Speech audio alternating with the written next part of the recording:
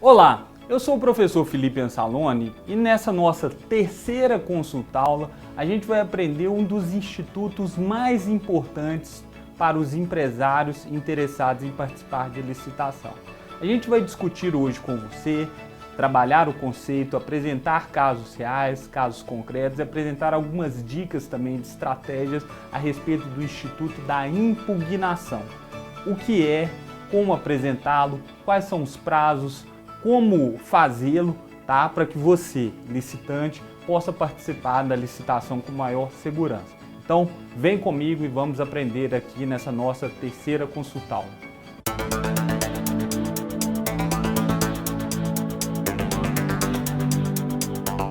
Primeiro, qual que é o conceito de impugnação? Consiste na contestação de uma cláusula do edital que foi considerada viciada pelo licitante. Então, costumo brincar. Peguei o edital, li, identifiquei algum ponto que eu, licitante, não concordo ou que eu, licitante, sei que é uma exigência ilegal e que aquilo vai influenciar o universo, a quantidade e os participantes que poderão disputar aquela licitação, e eu vou apontar aquela questão para o pregoeiro, para a comissão de licitação, a fim de que ela seja corrigida. O que pode ser tratado aqui? Qualquer vício em relação a alguma especificação que esteja direcionada para alguma marca, para algum fornecedor, alguma incoerência, por exemplo, de não se respeitar direitos, benefícios, como é o caso daqueles estabelecidos em favor das micro e pequenas empresas, alguma exigência documental que está sendo pedida em excesso, ou o contrário, também alguma exigência documental que deveria estar sendo observada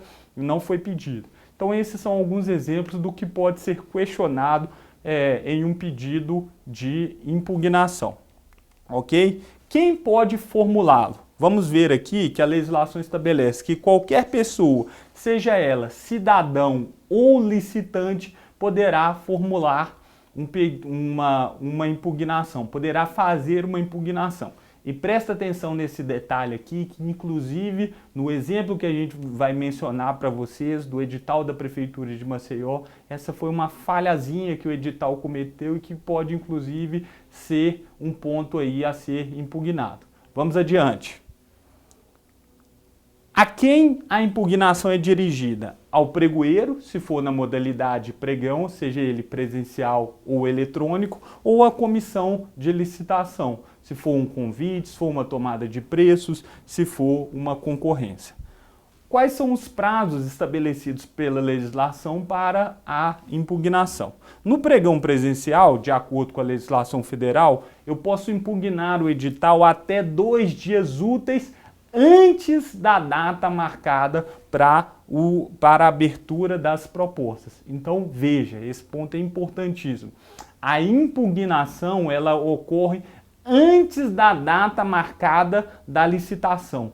Infelizmente, eu já vi muitos empresários que têm excelentes preços, que têm excelentes produtos, que têm excelentes serviços, quererem perder uma boa oportunidade de fazer o negócio porque achou que poderia impugnar o edital na hora, no dia da licitação. Errou.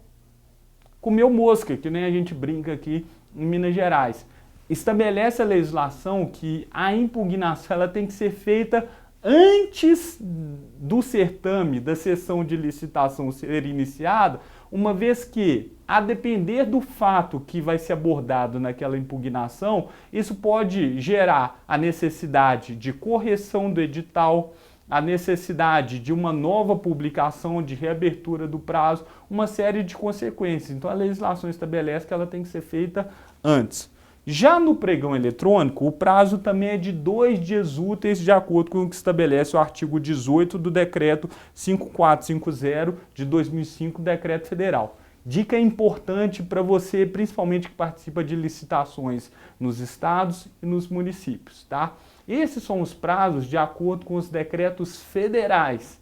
Se for na órbita estadual municipal, pode ser que os decretos próprios aí, eles estabeleçam outros prazos, tá? Porque esse, no caso do pregão especificamente, esse prazo ele é definido nos decretos, e não na Lei 10.520. Então, alguns órgãos, por exemplo, como o governo do estado de Minas Gerais, eles também seguem os prazos aí, mas estabelecem de forma diferente. Por exemplo, aqui em Minas Gerais, eles contam o prazo em relação à data da publicação. Então, estabelece que a impugnação ela poderá ser apresentada até o 5º dia útil antes da data marcada para a sessão. Então, fiquem de olho nesse aspecto.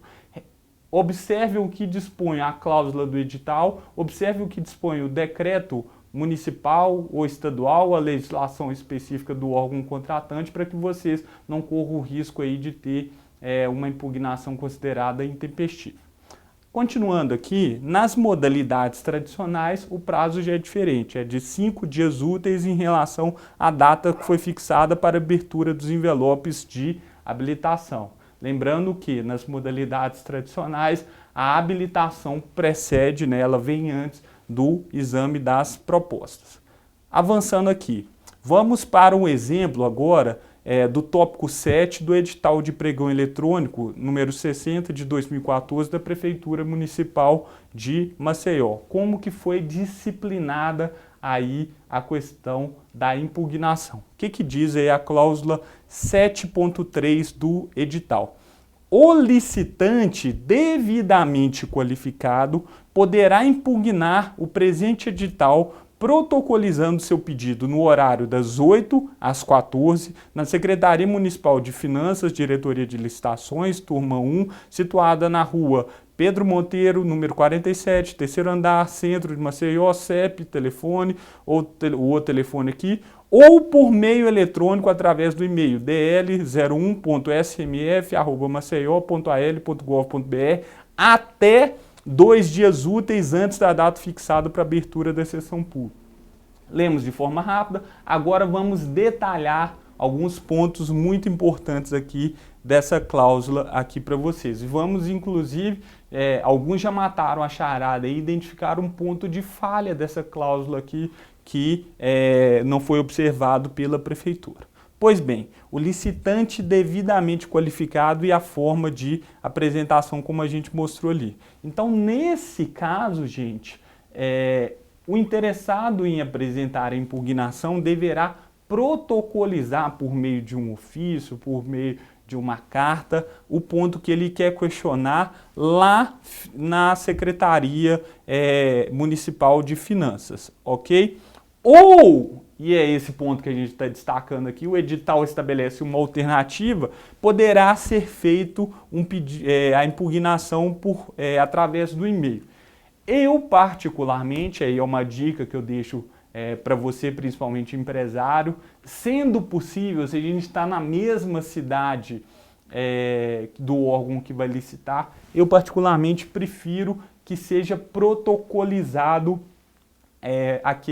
aquela impugnação. Por quê? E-mail a gente sabe, né? Algumas vezes o servidor até vê, mas algumas vezes ele não responde, ou pode-se dizer lá, não recebi, deu problema na caixa, caiu no spam, ou então a gente pede para que o pregoeiro dê aquele aceite, aquela resposta que o e-mail foi recebido ou lido e algumas vezes eles não respondem. Então isso no e-mail, apesar de ter algumas formas de você ter o recibo, não é em todos os casos, aí depender do provedor que você utiliza. Então, particularmente, eu acho mais interessante, havendo a possibilidade, principalmente se eu estou na mesma cidade, né, de sempre fazê-lo por meio da formalização do protocolizar as informações junto ao órgão. E aí outra dica importante para você, se você levou por meio escrito, leve 2 vias, ok? Uma para você deixar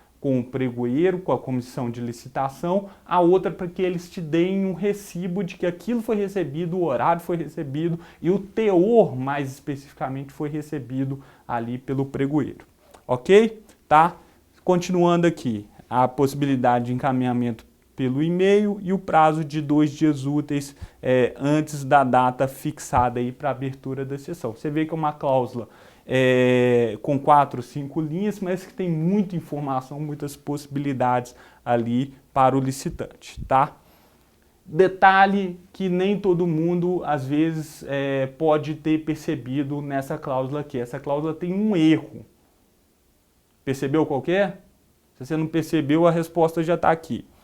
Lá na primeira linha, quando diz lá, o licitante devidamente qualificado poderá impugnar, tá? Isso aí está em desacordo com o que diz a legislação federal, porque, de acordo com a legislação, qualquer pessoa, seja licitante ou não, poderá fazer impugnação. Então, quando o edital exige que o licitante devidamente qualificado pode impugnar, essa própria cláusula já poderia ser objeto de impugnação. Deu para entender?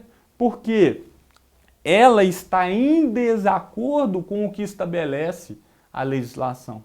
Então, isso é um ponto que poderia ser objeto de impugnação aí pelos licitantes aí, ok? Para poder solicitar aí essa impugnação. A forma, por escrito ou protocolizado junto ao órgão, prazo até 2 dias úteis antes da sessão. Agora eu vou mostrar para vocês um exemplo de outros argumentos que podem ser objeto de impugnação, e para isso eu trouxe um exemplo do meu querido estado aqui, um exemplo que acabou se pegando aí, gerou uma denúncia ao Tribunal de Contas do Estado de Minas. Detalhe, essa resposta, esse slide aqui, que está inclusive consta do site do Tribunal de Contas de Minas Gerais, não foi a impugnação em si, foi a resposta a uma denúncia, ok? Feito por um licitante, que é algo que a gente vai aprender numa próxima consulta-aula, como fazer uma denúncia ou uma representação ao Tribunal de Contas. Mas o que eu vou mostrar aqui para vocês, principalmente, são os argumentos que podem embasar uma impugnação. Nesse caso aqui foi uma licitação para compra de pneus, óleos lubrificantes no município de Desterro de Melo. E foi exigido lá que os pneus fossem de primeira linha. Primeira linha. E infelizmente, gente, aqui a Prefeitura de Desterro de Melo, ela errou. Por quê? Já existe uma farta jurisprudência do Tribunal de Contas da União, do Tribunal de Contas aqui de Minas Gerais, de que não se pode pedir, no caso pneus, que sejam de primeira linha. Não se pode especificar que a exigência de pneu seja de primeira linha. Afinal de contas, o que é um pneu de primeira linha? Por falta dessa precisão legal, tá? O entendimento consolidado da jurisprudência é que isso não pode ser estipulado no edital. Além disso, um outro ponto que poderia ser passível de impugnação aí, e que foi apontado pelo Tribunal de Contas, é o fato de não terem, a Prefeitura não ter disciplinado, né, que essa licitação seria exclusiva para a disputa entre micro ou pequenas empresas, uma vez que o valor da aquisição não iria superar os R$80 mil. Então, não foi respeitado esse direito das micro e pequenas empresas, né, e consequentemente isso poderia ser objeto aí de impugnação também, tá? Gerando essa denúncia aí, ok? Então, fechando essa consulta-aula aqui, o que a gente aprendeu